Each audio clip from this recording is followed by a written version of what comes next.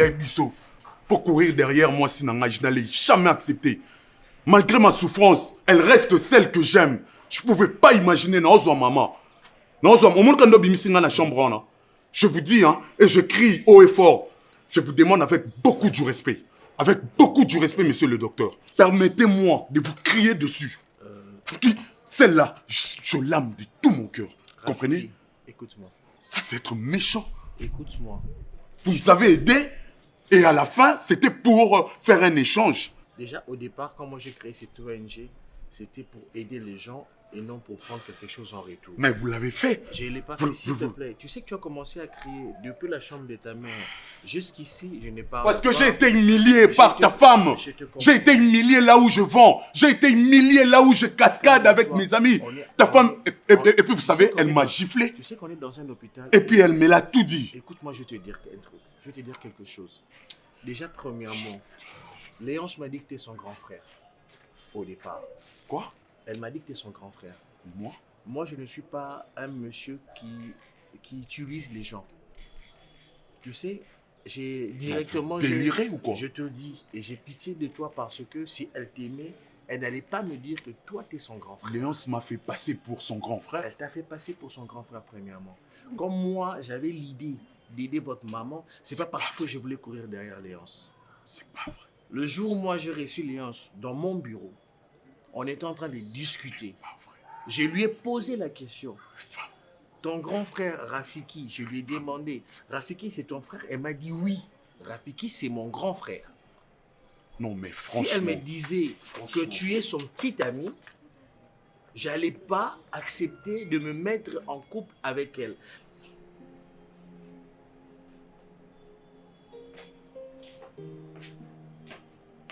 Et tout ça, ça on est pamba. Asa naza poso le on est l'autre. Ole on a nini kasi. Ça na maleza pamba. Osaseke ba blague yo bisango ya pamba bitene sali on a poisson. Do yo sala o mutem. Ba bisala kuna bi yakao te. Na tsango ya pamba kaka. Na bi okalila makimba ya pamba. Que c'est tout. Ya pamba ole on est. Tu sais na dena makambo ya mtuna hai. Olingi ko sasuni nyango. Ba kangi makemba le on a pondu pembeni. Kasi ndenge na moki nkoto to banda kolia. Mokirani. Moki nkoto. Moki nkoto. Kuna tondosa ni makemba, okalingi makemba te musakata. Okalingi makemba otie pembeni, otuti pondu. Nga makemba mobeso pembeni. Wa makemba mobeso ya mboka. Tondosa na lituma. Batuti na liboka. Nasa yo pe bon. Te ya olia bongo te, ya za musakata te. Qui peut colandimi ali alilo alinga ali alilo oya yebisio sala oya yebisio. On dirait donc ça moi na mingi. Tena tungisa itazani na be exigence mingi ya moi kuma obetsa na mabako. Kende na okasi. Toluka moto obeta libaku te na musala. Te ko kende ko longwa te. Longwa. Po ya so betsa libaku patron obeta mwa musala boy. Muto musala boy. Obeta libaku. C'est kende toluka moto o mona obitinda ni ezali libaku te. Ok, c'est le bureau à Sengi. Kende o moto mona lingite sala o ya Sengi. Ka Sengi nini na ebindelo kwa Sama kemba yo kalinga. Na so lingo bakiselo ko yo lingo bakisi to lia na o kasi vazi. To lia biso mba. Oui. Hey. Wo. Yuni. Azanga bien mo. Yo nini. Yo Alexanga yote. Ngana ebi yo koleka yo moko. Problème ni. Na yo te mama. Iloko ezate. Ko dukino basola. Ezate kena ki olala mama, naza leste. Mina tuni yo mama na ngai mwana ngai moko za bapesanga. Nini wana problème te. Nini wana problème te. Keno kaskopema ote na likambo etungisanga. Finalement. Ali no kolu bientôt so balo ko maman si mtu nanda kwa libala. Ozala yo moko ngana ozala te puis viens au mombo passer on a poto kuna ngala zala te. Vous devez s'en prendre à charge au sama misu to ndo sala yo moko. Siko so comme dia mukolo grande fille boy. So na tout nyo boy zala ka déjà na souplicité ko ebisanga likambo zana ngo parce que ngana maman na ozolo solution. C'est bon, maman. Dès que j'ai la solution, c'est bon. Maman, au moins, ces derniers temps, je comprends pas. Moi, tu non, ça la erreur. C'est Mani qui fait des erreurs. Azo ça, ma camébéli.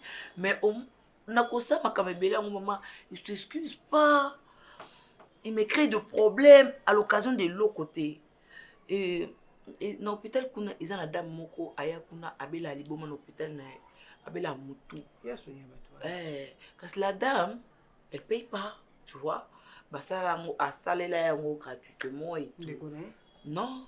Parce que déjà, le fait d'être avec Cléance m'a créé des problèmes moi-même avec Arline. Je me suis mise dans quelque chose. À un moment donné, quand je réfléchissais, je me disais, il faut le Canada bimanango. Et tu vois ce que tu m'as dit là? Ça fait partie maintenant des raisons pour lesquelles je vais dire à Alliance de ne plus venir, même chez moi comme elle venait. Moi, je ne joue pas avec les gens. Donc, plus loin que ça, Léonce vient déjà, elle part déjà chez toi à la Mais maison. je te le dis ouvertement, Léonce venait chez moi. Elle venait chez moi. Moi, je me disais que je dois trouver un moyen de te dire que je suis avec ta soeur, que tu enlèves dans ta tête que je le fais parce que je suis en train de traiter votre maman. Il y a combien de papas que Elle moi j'ai n'est traité? pas ma soeur. Voilà. C'est pas de ma faute. C'est quelqu'un que j'ai connu il y a longtemps. Et ma mère aussi. Nous sommes devenus comme une famille, mais en réalité, c'est ma petite chérie, c'est ma petite amie. Tu vois là, c'est toi qui me l'apprends. C'est toi qui me l'apprends. Il y a beaucoup de papas ici, il y a beaucoup de mamans ici, il y a beaucoup de patients ici qui sont enregistrés dans notre ONG, qui prennent des soins gratuitement. Moi, je reçois des financements pour aider toutes les personnes qui ont des problèmes mentaux. C'est pas parce que je suis en train de traiter cette fois-ci ta mère, pour qu'en retour, que je prenne Léonce comme un gage ou comme un prix pour traiter ta mère. Non, moi je ne suis pas ce genre de personne. Je ne suis pas ce genre de personne. Je suis désolé, excuse-moi docteur de réagir ainsi. Je comprends ta réaction, peut-être à ta place j'allais le faire. Non, je te comprends, peut-être moi aussi à ta place j'allais faire ça. Va me trouver sur son schéma. Solo là, calmement, parle avec elle, c'est ta petite amie. Moi je rentre au bureau. Vous m'avez excusé. Je n'ai aucun problème, je comprends, c'est la jeunesse. C'est la jeunesse. Ouais. Je pourrais entrer. Non, il n'y a pas de problème. Il n'y a pas de problème. Il n'y a rien. Merci, docteur. Merci de m'excuser, en tout cas. Léonce.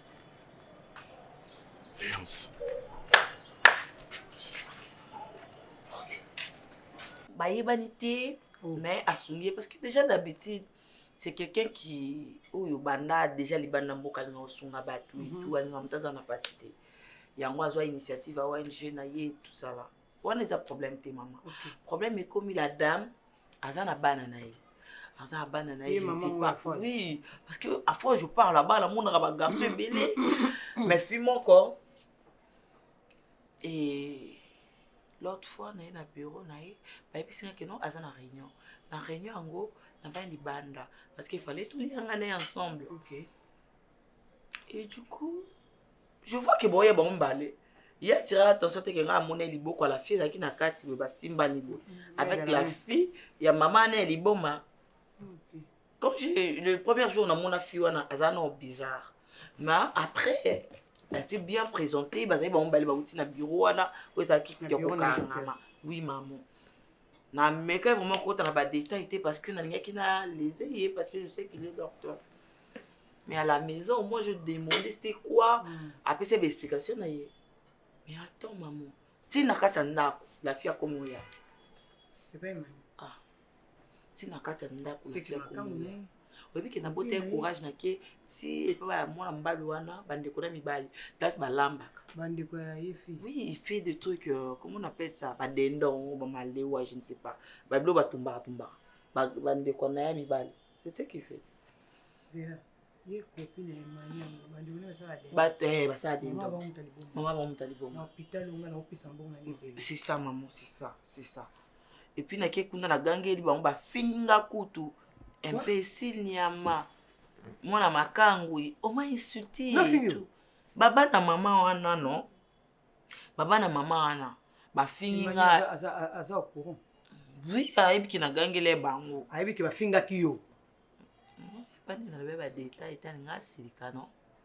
Mais faut c'est pas celui qui les bangoti. Bango babi te que ça fiancé. Donc akomi ko kuta na mwana mwasi wana ya basse classe. Mwasi wana ya basse classe wana yango nga na komona neti mani obeta masolo libala neti du genre car je comprends rien maman. J'essaie un peu de comprendre. Ce neti na sali moi avance mon simba et mani m'invite en fait. Azo invité. Quoi? Je te dis la vérité. Oh non, to garder nos bas distance par rapport à libala, je jure maman. Nako ça mon qui m'a mayoté. Ça fait déjà une semaine depuis qu'il fait ça. Na perdre yo na mususu. Ye maman wali bomo ala likuna sona bani musuba teka adeno musuba teka mai. Misuba yo lika mbala bat na hôpital. Ba ko soigner malade na maman yali bomo to ba ko lika mobali. Je comprends rien. Si ko na ba idée no ezande nini? Ba idée na nga tu sais que j'aime mon gars maman alinga mbali na. Olinga mobali na ombongo na ngebeleza kuna. Je sais. Obi na début na yebisaka na yebisi bato ba uta poto mi ba aventurier. Mais yo na mono quoi sérieux. C'est que parents s'est trompé, ndeza na ko tromper biso. A trompé ou ti maman zane azarandeni ye azarana bien tiki moi c'est propre qui toko boya kelinga mutu bande ko bateka. Ma fille qui chasse sa maison balinga ba makambo bébé. Ndako na bango za pas signer bato maboma. Je connais pas leur maison. Obi que no finga bango. Na pas la place bateka je connais non. Je connais parce que bayebi c'est mani qui ba sala ba sala. Non, ne parle pas juste. Nga esiko ba yo kiso passe na okita. Na koma pe na dresser mutu na tiene esika na ye. Ye maman wali boma kiso na kena kuche na liboma ni kuna na hôpital na obenga na ye. Fallo mana. Balu kele hôpital mso kiso la. Parce que moi je dis ça et mani mena le bi na nga ité. Nga le bi té. Maman yo luka ka solution alonga kuna. Alonga pena ni ata sous kuna te. Parce que mania ni ko yo kanga sous te maman. Donc il a tombé à mourir à moi ma bébé. Je ne comprends rien à faire. Un délifiant. Elle n'est pas trop moche. Hein. My God. T'es sérieux?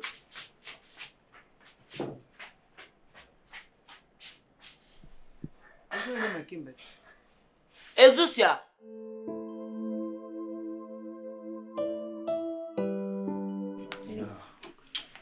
Viens. Je t'avais déjà dit. Quand tu me dis viens, est-ce que tu te rends compte que tu es en Rwanda? C'est ma maison. Non, c'est ta maison bien sûr, mais tu on est comment continuer à arrêter. Mon amour. Je te parle d'autre chose, toi tu me parles d'autre chose. Tu es ma femme. Tu es mon tout. Je t'ai dit, l'intimité n'est pas viens. L'intimité c'est ça. Dans ça dans libanda. Je l'enganda que tu ne veux pas que je sorte. Dans de mes propres frères au limite. Je n'accepte pas que tu dis ça. Dis donc ça la bêtise non là. Quelle bêtise? Quand tu fais des bêtises on ça la bêtise non. Quelle bêtise? En tout cas sur ce point, il faut qu'on le barre. Suis-moi, viens. Quel est que j'arrive?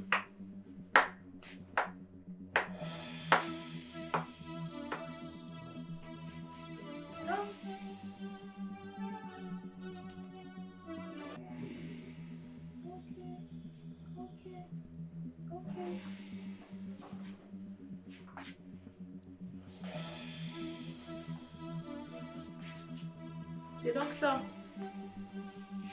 Écoute. C'est donc ça. Qu'est-ce que je dois écouter? Qu'est-ce que moi je dois écouter? C'est donc ça. Ma fille. C'est ce qui se passe. Vas-y, regarde-moi, t'as honte? Vas-y, regarde-moi. C'est ce qui se passe. C'est ça. Non, écoute, vas-y, explique-moi. Qu'est-ce qui se passe en fait? Attends, non, je rêve en fait. C'est pas vrai tout ce que je suis en train de voir. C'est pas vrai. C'est pas vrai.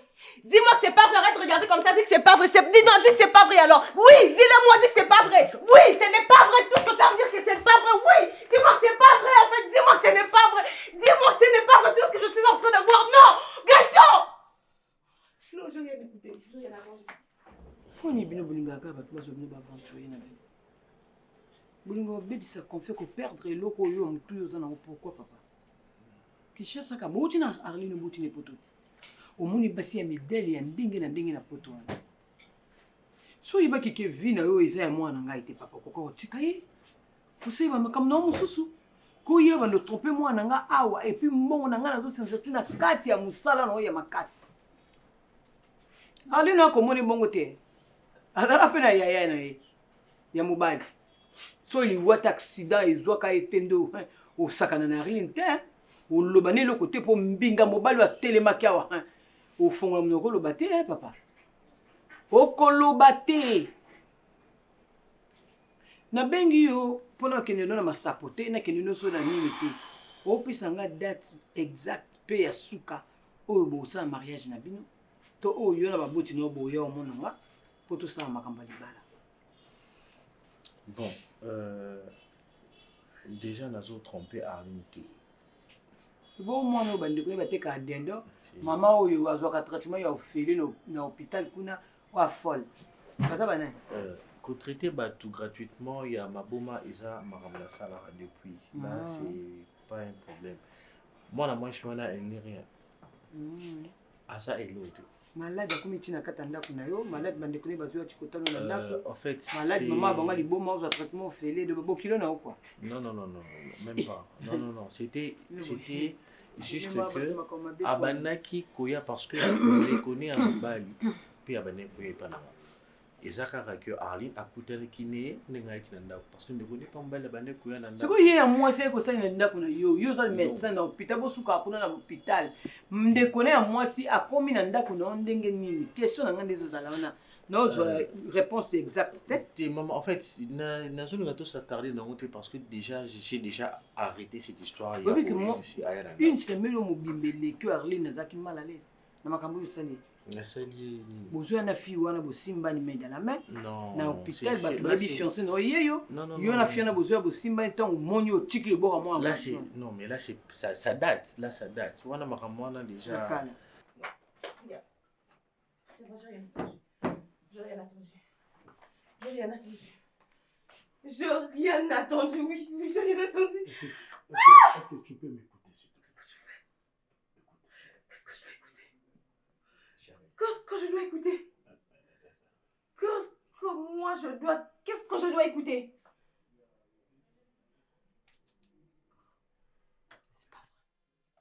C'est pas vrai. Tout mais sauf ça. Tout mais sauf ça, d'accord, je m'attendais même pas, je peux pas imaginer tout ça. Je peux pas.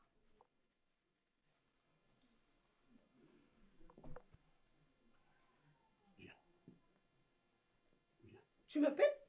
Viens. Tu m'appelles? Tu as le kilo de m'appeler puis tu t'approches? T'as le kilo de m'appeler? Tu m'appelles?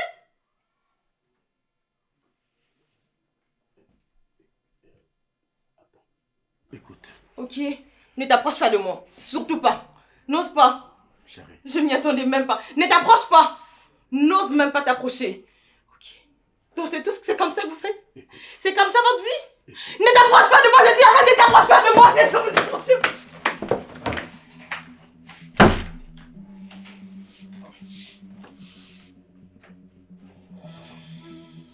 Naël! Papa. Naël! C'est où mon téléphone? Naël! C'est où mon téléphone? Naël! Où est-ce que j'ai placé mon téléphone? Papa. Naël. Où est-ce que j'ai placé mon téléphone? Ma soeur, s'il te plaît. C'est où Papa. mon téléphone? Où est-ce que j'ai placé mon téléphone? Papa. Papa. Aide-moi s'il te plaît. Naël, aide-moi s'il te plaît. On va le soulever. S'il te plaît, Naël. Naël, s'il te plaît. Mais c'est où mon téléphone? En fait bon, ça... Non, c'est pas que Naline qu'on sentir Arline. J'ai dit ceci à Arline. Comme on est en train de faire les préparatifs, Arline veut le jeu des corps. Naïbi si boué, tout tikango, tout soit moment où il y a retraite, il y a prière pour préparer notre mariage. Papa, bon, tu as pas tout qu'on allait bosser à rabager des corps. Oui, tout ça là, mais c'est quoi, oh et c'est quoi, c'est que non privé, parce que on a besoin dans 2 semaines, on a épisode dans 2 semaines. Exact. Dans 2 semaines, mon local à Toza lundi, les week-ends qui viennent, tu es dans ma parole. Dans les week-ends qui viennent, il y a 2 semaines, nakoya, na maman et puis au commun ma famille. Parce que elle pleure, Emmanuel naibi bandeko na yote, naibi maman na bilote, naibi si que les moments opportun arrivera et ce moment est arrivé. Et en haut, que je ne veux plus te toucher. Tout ça, elle est en haut. Après, on a toute notre liberté. Cette fille-là, elle n'a rien en fait. Elle n'a rien. Elle ne compte pas pour moi. C'est une personne que j'ai connue à travers, bon, parce qu'après, il y a beaucoup d'histoires aussi avec les filles de Kinshasa. Donc, cette fille-là, elle a le côté. Elle ne peut pas m'empêcher d'atteindre l'objectif où on a atteindre le samedi en 8. Ok.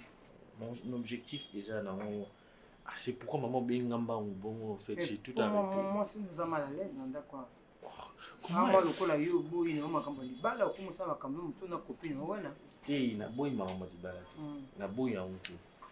Ok, on a bien dit qu'il y a na zone rapidement la bureau. Ok. Merci.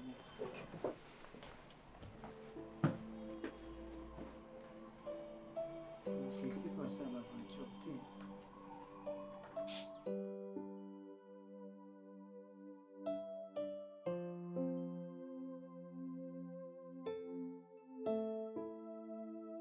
Docteur, moi je n'ai rien contre vous, je n'ai rien contre votre travail, je n'ai rien contre ça. Mais tant aux autres pour me dire que non, Makila, on a ni auto si on a ici. Mais non, Atayomoko. Déjà, ses propres enfants, vous faites l'examen pour dire que non, Makila, on est compatible avec papa Nabango. Est-ce que vous faites bien votre travail? C'est ce que moi je ne comprends pas. Et pour Makila, vous avez ça récemment, tout ce Makila, combien de sachets ici la mine? Atayomoko. Ah, non, mais s'il vous plaît. Je ne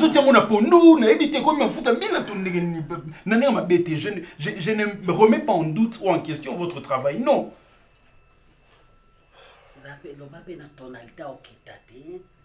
Faut pas vacciner Makila. Ah, les sous-sous.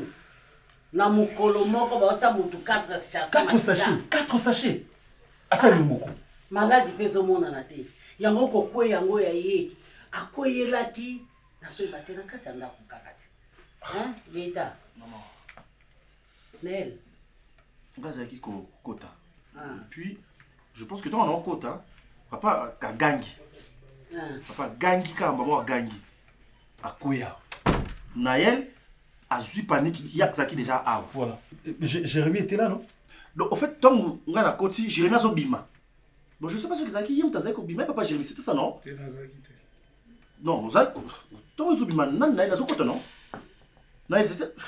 Papa, écoute, si tu as vu quelque chose, tu le dis parce que état de santé, il y a beau faire bien.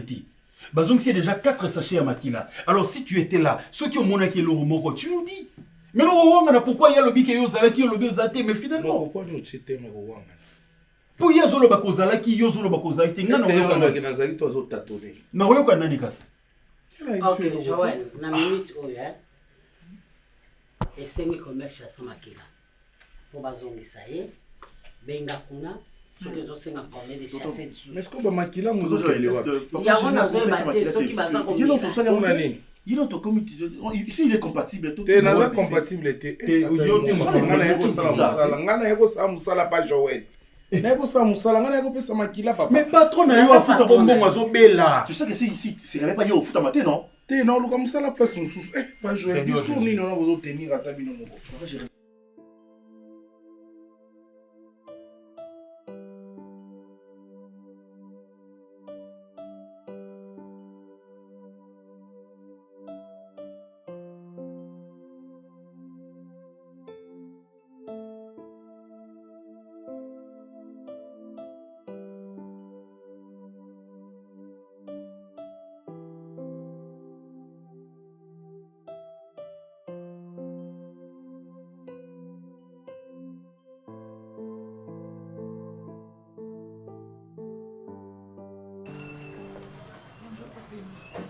Fais quoi chez vous? Qui t'a permis de t'asseoir? Qui t'a permis de te mettre? Je suis désolée. Tu es désolé, pourquoi? Tu étais amnésique quand tu faisais tes bêtises. Dis, mademoiselle, là, vous traînez dans les rues de Kinshasa avec des mensonges comme ça. Hein? Tu m'as pris pour qui? Donc toi, tu m'as pris pour une personne avec laquelle tu peux t'amuser? Non, même pas. Et alors? Je suis désolée. Tu n'es pas désolé parce que tu étais consciente quand tu me disais que Rafiki était ton grand frère. Quand tu m'as dit ça, Tu étais inconsciente. Oyeba quitté, Koko Sanga. Oyeba quitté, Koko Sanga. Je suis désolée, papa. Tu Moi, je suis pas oyeba venue longa pour na me justifier. yina na vie na ngai. Et ça mon toi yeba qui Koko Sota la na misu. Et après, Ajib Sanga il est désolé. Tu sais, hein, C'est juste être que la désolé ligne à pour papa. prier mon Quand tu Dieu, faisais non, l'amour parce que- avec moi, tu me regardais, tu me disais quoi? Ce regard-là voulait me dire quoi? Donc tu fais l'amour avec moi en sachant que tu m'as menti. Mais papa, mayo et baki déjà qui ngana Rafik toza bandi. Kuna linga kwa mbie. Oh na mbouye mutu na C'est là nga. na tika ki oka na position wana na yebe ke no yibi so vérité. Oui, bah, que moi je suis à la locuteur, à la mouille, à la ndoki. Moi autour de moi les sorcières ne traînent pas. Lève-toi. Je dis lève-toi. Je suis désolée. Je dis lève-toi. Tu entends ou pas? Tu veux que je le fasse des forces? Non. Lève-toi. On parle de la vie de mon père, tu comprends un peu? À l'hôpital. C'est-à-dire, un de ces cas, tu m'avais commis. Yo mando boy na ça les suit na obi na cause na infection. Infection fa na makila te. Papa, je ne vais pas traiter le sang. Nani geta tikaye. Omoni mutu. Soka alingi na iloko na ete. Batikaka. Ne batikaka. Parce que tata mpa Jérémy toyebi yango te. Ngape ya bino na yebi ke mame bakatonde na kumokepe na suka ya musala. Problème eza tata siko pokolo. Ata siko pokolo. Ba problème eleki lokwa grotte. Ndoka bolongo na o bokoti na o bolongo na o bokoti na o. Moi, on se veut bon, non? Yo te mtofuta nga noko. Ah bon? Yo te. Yo te. Bongo olatanga likama makila ya bana ne mo ebimi compatible te pwani. Bana oya boti fe baza compatible ba te papa ba makila. Ezala pe bongo. Te ezala te mame bakata. Na ezala te bana na eti. Bo Aden Moussa na oni. Mais makila ngoya eza yangati. Non, tant que vous avez Aden, qu'est-ce que tu sous-entends? Parce qu'on demande à ce que Batouba la Aden, ce qui incertitude des alliés à niveau à paternité. Mais déjà, on va compatible pour nos papa bon makila incertitude des côtés déjà. Qu'est-ce que toi tu connais? Toi tu connais domestique mais to tangi pe. Papa kotanga no awate. Pour nous pas linga ça on ira za mayele nzoka za mayele. Pour ça za mayele monsieur za sima ya. D'accord, bambo téléphone nga ina pas mieux téléphone fouti. Na pas mieux téléphone fouti. Na ozong c'est là-haut. De toute façon, ça c'est son dernier mot. OK, c'est son dernier mot. Moi na ya ngo. Ozo discuter. Ya na watambola no kana mabala lokwa trousse. Moi mobali luka vite. Ba mabala boni na kota oyo. Yo. Moi sur la télé melio. Au mona. Oza mutabilo. Regarde ce garçon. On n'a pas si papa Zobela. Na minute lo kwa mobile na ngaza azana mbeto hospital mutu nyo sangalo azoka munno kwa koloba. Pia lo kwa pere. OK. Te no konde. Naël. Yo. Benga bango kuna na hôpital. J'attends maman. Il faut aussi regarder l'état de santé des enfants. OK. Elle Papa Jérémy, c'est bon. C'est bon. C'est bon, merci. Merci. On est en famille. Au bout il a fait son makila tu. Ça pour il no terminer ça au pied makila va puis sardine na li parce que ana na pied makila au pied ngani. C'est bon, moi je te donne $100. Na bi elo wa kolia sardine na li pa. Kana $100 ngoko longola. Olonga 5000 francs Mama tambo obinda nga makila vertige tina tambola na ko luka sardine na ko. Déjà. Je pars comme ça. Na confiance en nani on ko tinda sombela ngelo. Gaëtan. Mais oncle, est-ce que c'est bon? On tourne à rond là. On va acheter le sang. Même na sana eloko ba bondela ngo zo boye. Naël. Elle ne parle pas depuis. Alors yo ke la tata wana o manke tata na ya. So tata na opekisa o tika mobali o bana o linga. Nalobi Naël. Akobika. Tu t'as pas chérie. Mais jusque-là, non, comprenez, elle a raison qu'on le côté. Non, elle est très affectée, ma chérie. Donc, Anani, ma chérie. En fait, Nani, elle est très affectée. Elle aime beaucoup son père. Et alors, c'est mon ami. D'habitude, à Solo Larananga. Même parler, elle n'a pas si pour naïf. Depuis qu'elle faisait que pleurer. Ben oui, il faut aussi voir votre papa dans l'hôpital, bien sûr. C'est tout à fait normal. Papa n'a l'ingaki ni. Son papa a encouragé la mort. Naël. Vas-y. Papa, j'ai rien à Caliporte. À Caliporte. S'il te plaît, Naza, proposition. Nde mona nangi siki déranger tes papiers ma. Yo na Rafiki boza d'écouter na mon siki déranger te vu que de jour yebi ki ngana Rafiki tozala ki na bolingo tozala lisusu te. Ngana linga kayo. On peut continuer même en cachette. Olinga kanga, to olinga mbona. Non, je t'aime pas pour de l'argent na lingi yo. Tu es une voleuse toi, tu sais. Tu es allé beau man à mon. J'ai comme l'impression que je vais te traiter de la même façon que mes patients et mes patientes. Hein. Je suis désolée. Réflexion, on attend au tal je suis désolée, je demande pardon. Non. Non. Donc, autant on a vu jouer ko ningo yebi na yo okokipe kaka. Mais papa m'a Wali boma. On a battu non. Je désolée, je suis accusée. Tu sais les bonnes ngene limbisa oti. Wali lokinga na ko sala bêtise wana. Yo zonga mwana mutisa ngaka shene ngana na sala bongo. Lève-toi. À moins que j'appelle ma femme, Téléma. Avant moi, si n'a yawa, Téléma. Dis. Si on insiste dans la robe, on a soumis la fille. Je prends mon temps, non, je me la perruque, ma robe, non, j'en rate, la moitié, alors que non, je me la moïbi. Quand on a oïbi, on a la boutique. On évite. Bino na basi au Bokenara, on a sur moi mon nez, on c'est bleu, on a katima boumou. Et se comporte comme ça. Et en plus, tu vois de la même manière, non, moi, je prends soin de sa mère. Ce jeune garçon-là, il est en train de se débrouiller. Il souffre et toi, tu vas embrouiller sa vie. Je te dis, je te le répète, je ne veux plus que tu sois à côté de ce garçon-là. Dis. Ce garçon-là, ça se voit que c'est un bon garçon. Hein? Comment il peut tomber sur une sorcière comme toi? Bolingo moi, il m'a avisé pas tout le monde. Nous avons pas une salle à bongo. Nous avons pas mélanger mon tout le monde pour être à Zanébi, à Zamalonga. Moi, on va aller dans mon qui a remis non, moi, c'est le roi Yobo Indéni. Dis. Regarde encore avec ses gros yeux.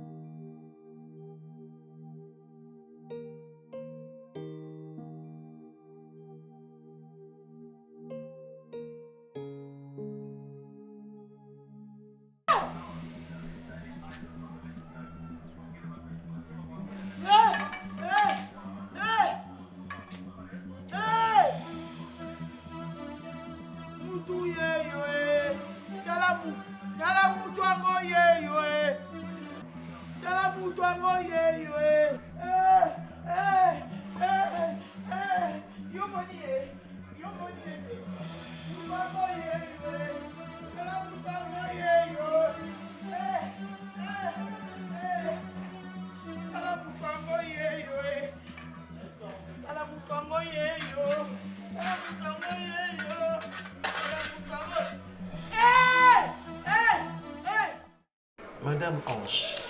Docteur. Il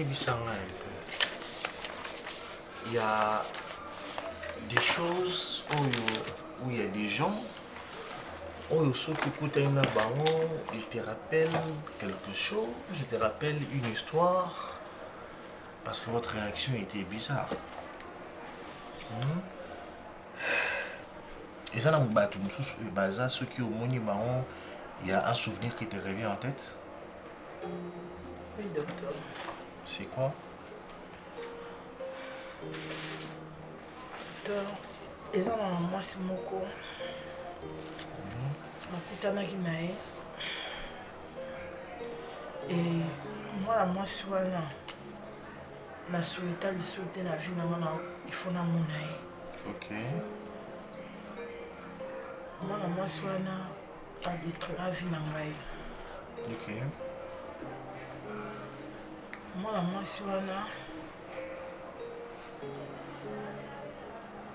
eza histoire moko en tout cas nazalaka na difficulté obeta mon docteur. Essayez d'en parler, c'est défoulé et ça va bien. Tant on s'est défoulé et qu'on libéré. À chaque fois seul campagne et tension na ngai matanga makasi. Docteur avenir oyo ozomona eza na baproblème ebele. Na nzela azotambola aza na baproblème na ye.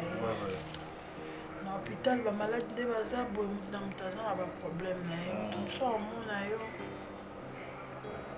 ayeba ba problème oyo oza nango te soki aza bien aza na mbongo alingi akomisa yo na esika na ye nzoka motu na motu aza na ndenge na ye na ndenge akozwa na ye na vie nanga chance epesamela ngai te nabotama na chance te nabotama mpona nyokwamaka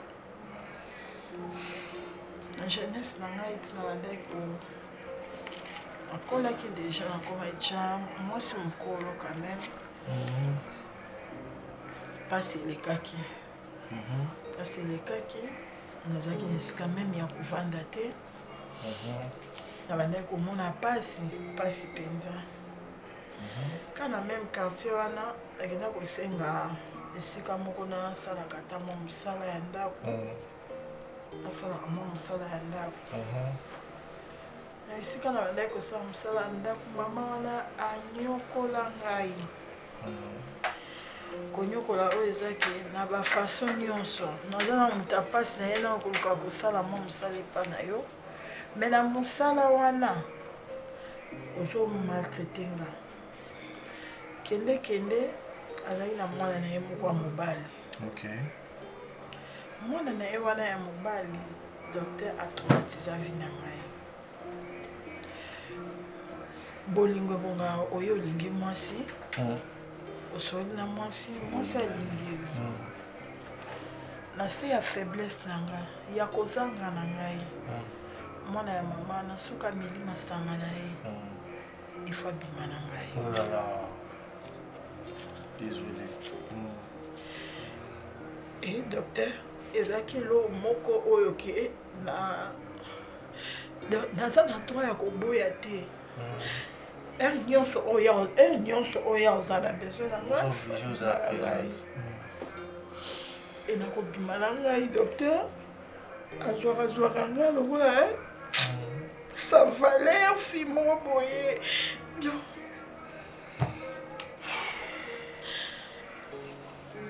Docteur, na nyonso wana yakotombela koma na zemi.